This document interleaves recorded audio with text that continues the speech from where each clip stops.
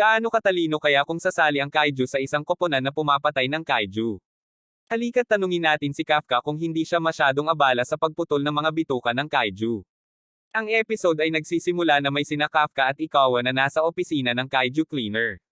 Si Kafka ay naguguluhan at nagiging sabog sa stress, siya ay biglang humawak kay Ikawa at binubusog ito ng pagkakasala sa kanya sa ganitong kalagayan.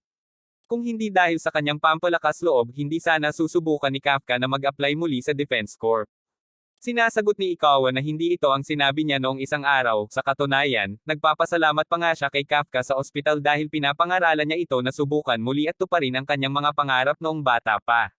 Si Ikawa ay nagiging iritado na sa sobrang cool ni Kafka noon. Sa kabutihang palad, sila ay natapos sa kanilang pagtitiis nang dumating ang kanilang boss at ipinaalam sa kanila na may natanggap silang sulat. Dumating na ang resulta ng kanilang pagsusulit. Nagatubiling buksan at basahin ang kanilang mga resulta. Para kay Kafka, ito na ang kanyang huling pagkakataon. Makakatupad ba siya sa kanyang pangako kay Mina at sasamahan ito, o mabibigo na naman siya? Mahigpit niyang inilabas ang kanyang resulta at nagulat nang mabasa ito. Ilan sa mga bagong pumasa sa pagsusulit sa Defense Corps ay nagtitipon sa kanilang headquarters para sa kanilang seremonya ng induction. Pinapurihan ni Azumo si Aoi sa pagpasa sa pagsusulit bagaman hindi ito talaga isang sorpresa na pareho silang nakapasok. Sa paligid, napapansin ni Azumo na nawawala si Kafka. Dumating si Shinya at agad na pinuri ng iba para sa pagiging unang pumasa sa kanilang klase. Inilahad ni Azumo kung paano bago ang pagsusulit, inaasahan niyang siya ang magiging top sa kanilang grupo, ngunit sa pagkakakita kay Shinya sa aksyon, tinanggap niya ang pagkatalo. Mukhang sila ni Aoi ang maglalaban para sa top 2 sa halip. Sinasabi ni Aoi na siya ang pinakamataas sa pagsusulit sa pisikal kaya hindi pa rin siya susuko sa kanyang pangarap, patuloy pa rin siyang tatango sa ranggo 1. Sa kabilang dako ng silid, si Airo ay sinagasaan ng di sinasadya si Ikawa. Nagpakilala ang dalawa at nagkamayan. Naalala ni Airo na kasama ni Ikawa si Kafka sa pagsusulit at sinubukang tanungin kung nabigo siya. Sa kasamaang palad, bago pa man sumagot si Ikawa, biglang nagsimula ang seremonya ng induction. Lahat ay biglang naging maingat nang pumasok sa silid ang kapitan na si Mina Ashiro. Lahat ay tumingin sa kanya ng tuwa habang papunta siya sa entablado. Tinawag din si Shinya sa entablado upang maging kinatawan ng papasok na klase. Ipinasa ni Mina ang kanilang mga papel at ipinaalam na mula sa sandaling ito, ang 27 na bagong tauhan ay opisyal ng mga opisyal ng Defense Corps. Pangako ni Chinya na ibibigay nila ang kanilang buhay para sa kanilang misyon at nagbigay ng parangal kay Kapitan Mina bago siya magpaalam. Nagpasalamat si Mina kay Shimeya sa tulong nito sa insidente sa pagsusulit. Kung hindi dahil sa kanya, maaaring may namatay. Nagulat si Shimeya at mukhang nagiging may sala. Alam niya na hindi siya ang nakatalo sa kaiju, sa katunayan, si Kafka ang dapat na tumanggap ng mga salitang ito. Kaya nasaan siya? Hindi lang niya iniligtas ang buhay niya, siya ay nag-alala tungkol sa kanya na parang maliit na babae. Siya ay pinahiya at siya ay nagnanais ng mga kasagutan tungkol sa anyo ni Kafka bilang kaiju. Hindi na niya hahayaan na mawala lang si Kafka sa masa.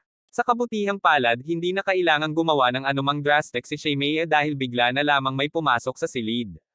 Ito ay si Kafka, na tila nerbyoso at humingi ng paumanhin sa pag-abala sa seremonya.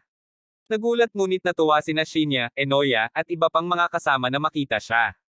Sa isang flashback, ipinakita na hindi pumasa si Kafka sa pagsusulit. Hindi lamang siya ang may pinakamababang marka sa pagsusulit sa pisikal kundi pati na rin sa kanyang aptitude test. Ang lahat ng mga kapitan sa pulong na nag-uusap tungkol sa mga bagong tauhan ay sumang-ayon sa mga pagtatantya at madaling ibinasura siya. Si Mina ay patungo na sana sa susunod na sipag ng nagsasanay sa pagsusulit upang ipagtanggol siya ngunit biglang itinaas ng bise-kapitan ang kanyang kamay at voluntaryong sumama sa kanya. Kinikilala niya na ang mga numero ni Kafka ay mas mababa sa karaniwan at wala siyang mga kasanayan upang maging isang opisyal ngunit napansin niya sa aktwal na laban ng pagsusulit na hindi lamang natukoy ni Kafka ang mga mahina puntos ng kaaway na kaiju kundi tumulong din sa pangkalahatang pagsisikap na durugan ang mga ito. Pinili niyang tulungan ang iba kaysa unahin ang kanyang sariling bilang ng pagpatay. Siyempre, nagustuhan din ni Hosha na nakakatawa si Kafka. Hindi pa ganap na opisyal si Kafka ngunit handa si Hosha na tanggapin siya sa kanyang pleton bilang isang kadet at magbigay sa kanya ng higit pang pagsasanay. Sa kasalukuyan, ipinaliwanag ni Mina sa iba na tinanggap si Kafka bilang isang kadet lamang kaya hindi siya sasama sa kanila sa seremonya ng induction. Gayunpaman, natutuwa ang lahat na pumasa si Kafka dahil nakita nila ang kanyang katatagan bago matapos ang seremonya. Nagpasalamat si Mina sa lahat para sa pagpasya na sumali sa Defense Force. Pinalaan niya sila na ang mga Kist ay lumalakas at may mas kakaibang mga pangyayari ngunit ito rin ang dahilan kung bakit niya nais sila sa kanyang koponan. Pangako niyang dadalhin niya sila at magiging kanilang tanggulan at sibat. Sa pagdinig sa kanyang talumpati, pinanatili ni CFA ang kanyang determinasyon at ipinangako na siya ay sasama sa kanya sa lalong madaling panahon. Sa kasamaang palad, sinabi niya ang bahaging ito ng malakas, nagulat ang lahat sa kanyang biglang pahayag, tinawag pa niya ang kapitan sa kanyang pangalan sa entablado. Sinaway siya ni Mina para sa pag-uusap na labag sa pagkakasunod-sunod at paggalang sa mas mataas na opisyal. Bilang parusa, inatasan siyang gawin ang 100 push-ups. Tumawa si Vice Kapitan Hosanna sa nakakatawang gawin ni Kafka, gayunpaman napansin niya na tila ngumiti ng kaunti ang kanyang kapitan. Natutuwa si Hasha na mayroon silang si Kafka sa kanilang koponan dahil kailangan nila ng isang bagay upang pataasin ang kanilang mga diwa paminsan-minsan. Siyempre, mayroon din siyang ibang dahilan si Hasha para gustuhin si Kafka. Noong pagsusulit ng ang mga kaiju ay muling bumalik mula sa mga patay, nakakita sila ng senyal ng kaiju na nasa antas na 78. Inisip ng lahat na may nasirang sensor ngunit napansin ni Hashana na biglang huminto ang mga vital signs ni Kafka sa parehong sandali. Kaya tinitiyak niya na mananatili siyang malapit kay Kafka at alamin kung ano ang kakaibang bagay sa kanya. Samantala, natapos na rin ni Kafka ang kanyang push-up sa gitna ng mga palakpakan at papuri ng iba pang mga opisyal. Inimbitahan siya ni Shemaya sa labas saglit at nag-uumpisa na ang iba na mag-asaran at magtanong kung sasabihin niya ba ang kanyang nararamdaman. Gayunpaman, sinubukan ni Ikaya na ipaalam kay Kafka na maaaring gusto ni Shinya na pag-usapan ang kanilang lihim tungkol sa kaiju. Ilang oras mamaya sa isang malapit na restaurant, nagulat si Shinya sa pag-aalam na si Kafka ay naging kaiju pagkatapos kumain ng isa. Nagtataka si Kafka kung dapat niyang sabihin sa Defense Corps at umasa sa isang lunas ngunit binaliwala ni Shemiya ang kanyang mga pag-asa. Pinalaan siya ni Shinya na malamang na eksperimentuhan lang siya ng Defense Corps. Ito ay nagpapangilabot kay Kafka at hiniling niya kay Shinya na itago ang kanilang lihim. Sa wakas ay pumayag si Shinya ngunit pinalaan si Kafka na kung sakaling makita niya si Kafka bilang isang banta sa sangkatauhan, siya mismo ay papatay sa kanya. Ngumiti si Kafka at buong pusong sumang-ayon, nagsisimula ang pagsasanay ng mga bagong recruit ng Defense Corps at sa panahong ito ipinakita ni Ikawa kung gaano siya kahusay sa paggamit ng baril sa pamamagitan ng pagpapakita ng kanyang tama at katiyakan sa pagbaril sa mga target na tanda sa kalayuan. Nakakuha siya ng perpektong mga marka para sa pagpapabagsak sa lahat ng mga target na tanda sa isang iglap na nagtapos sa kanyang pagsasanay sa sunog. Pagkatapos ng pagsusulit na ito, ibinigay ng eksaminador ang ulat na nagawa niyang ilabas ang 18% na kapangyarihan sa pakikidigma ng kanyang depensa core suit na nakakagulat ang lahat dahil iyon ay napakataas na marka. Si Hasha na nagmamasid mula sa malayo ay nagulat kay Akaawa dahil hindi niya inaasahan na ang batang ito ay mag-aangat ng ganoon kalaki sa napakabilis na panahon samantalang si Ikawa ang nagtakda ng pinakamataas na marka sa kanilang pagsasanay sa gitna ng lahat ng mga baguhan. Ang pumutok na si Ira Rufashi ay nagpapakita ng likas na pagkabagabag dahil kailangan niyang talunin ang score ni Kakawa upang patunayan na siya ang pinakamalakas. Pinaril niya ang lahat ng mga target ng mabilis na bilis at natapos ang pagsusulit sa mas mabilis na pasyo kaysa kay Ikawa na nakakuha ng bagong mataas na marka. Ayon sa ulat, siya ay nakapagpalabas ng kabuoang 20% ng kapangyarihan sa pakikidigma ng kanyang suit. Ang balitang ito ay nagbigay ng kumpiyansa kay Fashi ng todo na siya ay umabot sa puntong pag-uusapan si Ikawa para sa pagkatalo laban sa kanya. Si Ikawa, syempre, ay hindi nagbigay ng sagot na makakatugon sa kanya dahil hindi ito isang paligsahan sa simula pa lamang. Samantalang si Furuhashi ay abala sa panunukso kay Ikawa, si Shania naman ay natapos na ang kanyang pagsusulit sa ilalim ng 1 minuto lamang at nagtakda ng bagong pamantayan para sa kanyang sarili at nagpakawala ng isang kahangahangang halaga na 55% ng kapangyarihan sa pakikidigma mula sa kanyang suit. Kinutya niya si Fashi at Kakawa sa kanilang pag-aaway na parang mga batang nag-aaway, samantalang ang kanilang pinagsamang marka ay mas mababa kaysa sa kanya. Ginawa niya ang lahat para maunawaan ng lahat kung gaano sila karaniwan kumpara sa kanya. Si Aoi Kagari at Haruichi ay nagtataka kung paano sila magiging karapat-dapat sa kanya. Speaking of getting top scores, ang aming pangunahing lalaki na si Kafka Habo ay nakakuha ng pinakamababang marka at natapos ang pagsusulit sa loob ng 7 minuto ng oras. Ngunit kahit papaano, siya ay nakapagpalabas ng kapangyarihan ng suit sa pamamagitan ng 1% sa kaibahan sa dati. Si Kafka mismo ay labis na natutuwa na malaman na nakapagpabago siya ng 0% na marka sa 1% at nagsimulang mangasar kay Shemaya na sinasabing malapit na niyang malampasan ito. Ngunit si Hosa, ang kanyang guro, ay nagdala sa kanya pabalik sa realidad at ipinaliwanag na sa kanyang kasalukuyang pag-unlad, hindi niya kailanman magiging isang ganap na opisyal ng Defense Corps. Tinala ni Hosa sa wakas ang pagtatapos ng pagsasanay ng bagong mga recruit at sinabi sa kanila na matatapos ang kanilang pangkalahatang pagsasanay kung silang lahat ay gagawa ng 10 laps sa palibot ng perimeter. Habang ang ilan sa kanila ay nagsimulang magreklamo dahil sa biglang nagawain, nagtaas si Hosa ng bilang ng laps hanggang sa 15 at pinadala sila palayo.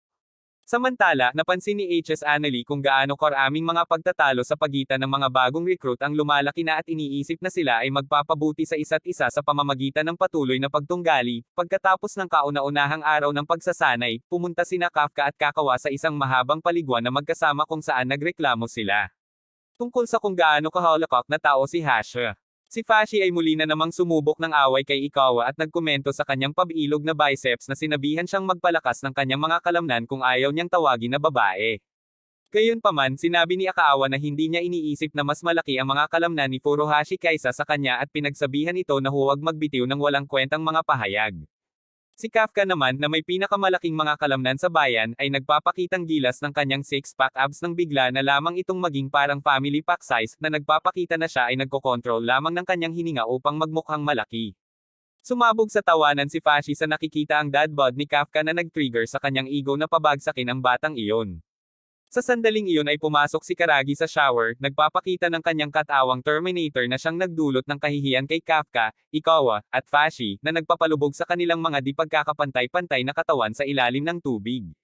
Sa sandaling iyon ay naisip nilang lahat na ang pagpapakitang malakas ng kanilang mga kalamnan ay hindi mahalaga at ang mahalaga lamang ay ang kanilang mga resulta sa defense score.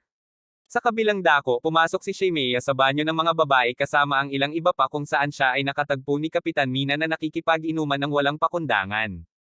Sa simpleng pagkakaroon ni Mina, natakot si Shimea at humingi ng paumanhin kay Mina sa pagkasira ng kanyang privacy ngunit hindi masyadong iniisip ni Mina ito at sinabihan ang mga babae na pumasok dahil siya ay maglalabas lamang naman. Habang papasok si Shimea, tumingin siya sa katawan ni Mina na nakakagulat na hindi masyadong musculoso kaya ito ay natural na nagtatanong kung paano at bakit si Mina ang pinakamalakas sa lahat sa harap ng mga sundalo ng Defense Corps. Nagtanong si Shimea kay Mina kung bakit mayroon siyang napakalaking kapangyarihan sa pakikidigma at bilang sagot, sinabihan siya ni Mina na tumayo sa kanyang tabi at sinabi na gustong ipakita sa kanya ang mga batayan ng kanyang pagsasanay na nagpapalakas sa kanya. Samantala, ang mga lalaki ay nag-uusap tungkol sa kanilang mga dahilan kung bakit sumali sa Defense Corps at ang unang sumagot sa tanong na ito ay si Fashi na may pagmamalaking sinabi na sumailalim lamang siya sa pagsusulit dahil sa pagkakaakit niya sa Kapitan Mina Ashiro. Ayon sa kanya, noong siya ay nasa middle school, siya ay inatake ng isang kaiju nang biglang dumating si Kapitan Mina at iniligtas ang kanyang buhay. Mula noon nais niya maging katulad niya kaya sumali siya sa Defense Corps. Sinabi ng iba na mayroon din silang katulad na kwento at itinanggi na sila rin ay nagpunta roon dahil kay Kapitan Mina.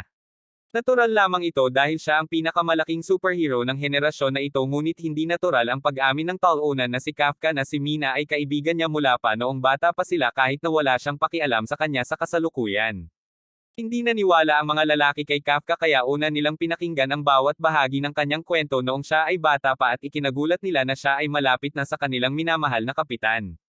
Sa katunayan, ang pagkagulat ay sobrang malaki kaya't silang lahat ay nawala ng malay. Sa mga susunod na araw, muling nagsimula ang pagsasanay at unti-unti namang nagiging mas malapit ang pagkakaibigan ng lahat pati na rin ang kanilang lakas. Si Kafka na laging naiiwan sa pisikal na bahagi ay gumagawa ng 2 beses na pagsisikap upang makahabol sa kanyang mga kasamahan at kahit magpuyat ay nag-aaral para magtagumpay sa hinaharap.